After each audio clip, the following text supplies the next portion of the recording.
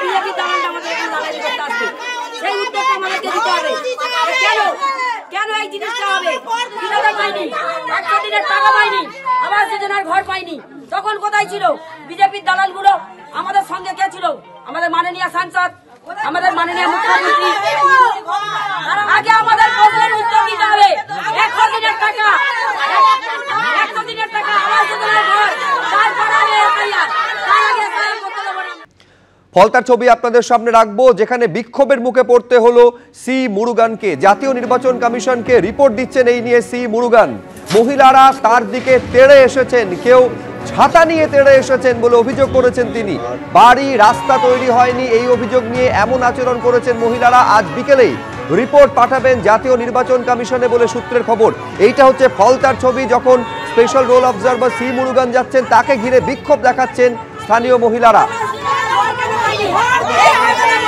আর এই নিয়ে কমিশনের রিপোর্ট জানাতে চলেছেন তিনি। আজ বিকেলের মধ্যে জাতীয় নির্বাচন কমিশনের রিপোর্ট পাঠাচ্ছেন তিনি।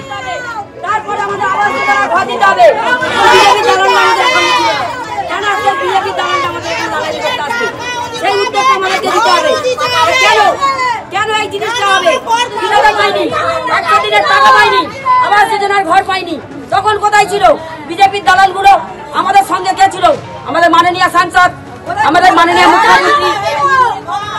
আগে আমাদের প্রশ্নের উত্তর দিতে হবে। 100 দিনের টাকা, 100 দিনের টাকা আবাস যোজনার ঘর, তারপরে আমি এফআইআর, তার আগে এফআইআর করতে দেব না।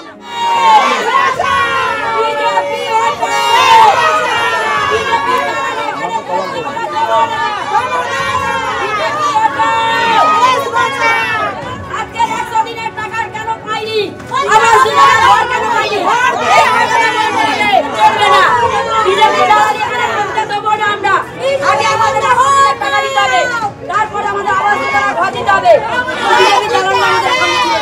কেন আজকে বিজেপি দালালটা আমাদের এখানে দালালি করতে আসবে, সেই উদ্যোগটা আমাদেরকে দিতে হবে। কেন এই জিনিসটা হবে? কিভাবে পাইনি? 100 দিনের টাকা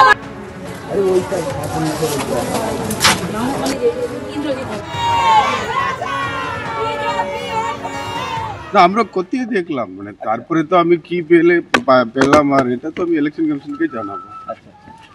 আচ্ছা, কোনো গভর্নমেন্ট পাওয়া গেছে কি? ওটা অ্যাডমিনিস্ট্রেটিভ ব্যাপার স্যার, বিক্ষোভ দেখাচ্ছে অনেকে দেখছি। ওটা আমাকে না, ওটা অ্যাডমিনিস্ট্রেটিভ ব্যাপার। স্যারকে আজকের অবজারভার যিনি ছিলেন মুরুগান, তার উপরে মেয়েরা ছাতা নিয়ে আক্রমণ করেছে, কি বলবেন?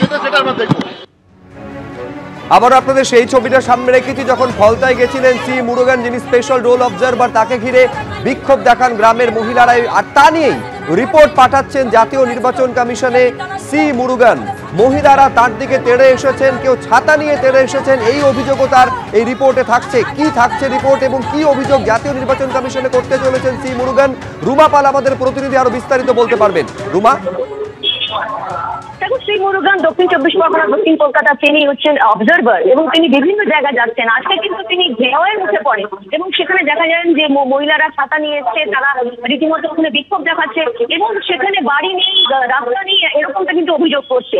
এবং সি মুরুগানের বক্তব্য যে এটার সাথে এফআইআর কি সম্পর্ক রয়েছে এবং সেক্ষেত্রে অবশ্যই এত বাধা পেলেও কিন্তু তিনি কাজ চালিয়ে যাবেন, এমনটা কিন্তু রিপোর্টে লিখেছেন এবং এই রিপোর্ট কিন্তু পাঠানো হচ্ছে জাতীয় নির্বাচন কমিশনে।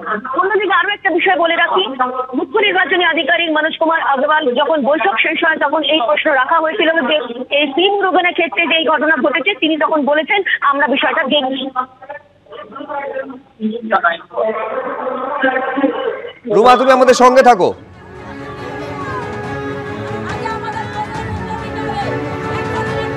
আর এরই মধ্যে জানা যাচ্ছে এসআইআর এর মধ্যেই রাজ্যে বিধানসভা ভোটের প্রস্তুতি শুরু করে দিচ্ছে নির্বাচন কমিশন। আজ ভোট প্রস্তুতি নিয়ে এজেন্সিগুলির সঙ্গে জরুরি বৈঠক সিইও দপ্তরের। 25টি নোডাল এজেন্সির সঙ্গে সিইও সহ আধিকারিকদের বৈঠক রয়েছে বলে জানা যাচ্ছে। আমি এই নিয়েও আরো বিস্তারিত রুমার থেকে জেনে নেওয়ার চেষ্টা করব। রুমা, কি খবর রয়েছে এই নিয়ে?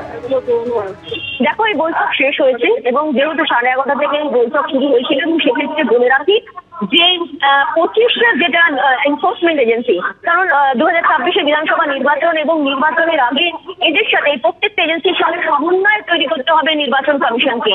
কারণ এক্ষেত্রে বলে রাখি, যেমন পুলিশ ডিপার্টমেন্ট ছিল, এক্সাইজ ছিল, কাস্টমস ছিল, নার্কোটিক্স ডিপার্টমেন্ট এবং তার সঙ্গে সঙ্গে বিএসএফ, যেমন সীমান্তবর্তী এলাকাতে সমস্ত ঘটনার জন্য কিন্তু বিএসএফ, এবং এইভাবে কিন্তু 25টা ডিপার্টমেন্ট ছিল। অন্যদিকে জানিয়ে রাখি যে মূলত কি হয়, আইন শৃঙ্খলার বিষয়টা কিন্তু যখন হয়, কোথায় কত অ্যারেস্ট হচ্ছে, আর কিছুদিন পরেই কিন্তু নির্বাচন কমিশনের ধাপে ধাপে কিন্তু সেই রিপোর্ট পাঠাতে হবে, যেহেতু 26 বিধানসভা নির্বাচন।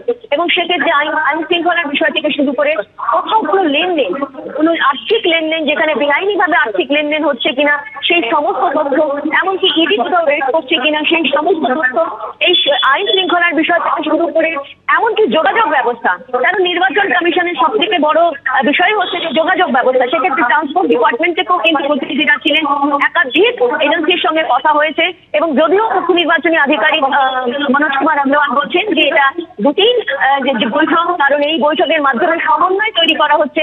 একেবারে বলা যেতে পারে যে 26 বিধানসভা নির্বাচনের আগে কিন্তু এই 25টি এনফোর্সমেন্ট এজেন্সির সঙ্গে যে বৈঠক, সেটা কিন্তু আগামীতে যে ভোটের সেটা কিন্তু দামামা বেঁধে গেল। এরপর কিন্তু সমস্ত সমন্বয় তৈরি করতে হবে নির্বাচন কমিশনের সঙ্গে, এবং নির্বাচন কমিশনের কাছে কিন্তু আইন শৃঙ্খলা থেকে শুরু করে সমস্ত রিপোর্টই যাবে যে কোথায় কোন লেনদেন হচ্ছে, কোনো আর্থিক লেনদেন হচ্ছে কিনা, কোথাও অ্যারেস্ট হচ্ছে কিনা, এই সমস্ত কিছু এই যে তথ্য কিছুই কিন্তু নির্বাচন কমিশনে যাবে। ধন্যবাদ রুমা। এটা তো রুটিন মিটিং ছিল, রুটিন মিটিং ইসিআই বলে ইলেকশন 6 মাস আগে সিও কে মিটিং করতে হবে অল দ্য এনফোর্সমেন্ট এজেন্সির সঙ্গে, ওটা মিটিং ছিল। এটা কোনো ডিসিশন নেওয়া হলো? না, কোনো ডিসিশন নেই, এটা তো একটা রুটিন মিটিং আছে, ইসিআই অনেক ফরম্যাট আছে। ডিজি এবং সিপি আজকে ডিজি সিপি তো প্রয়োজন নেই, নোডাল অফিসার ছিলেন এনফোর্সমেন্ট। এবিপি আনন্দ, এগিয়ে থাকে, এগিয়ে রাখে।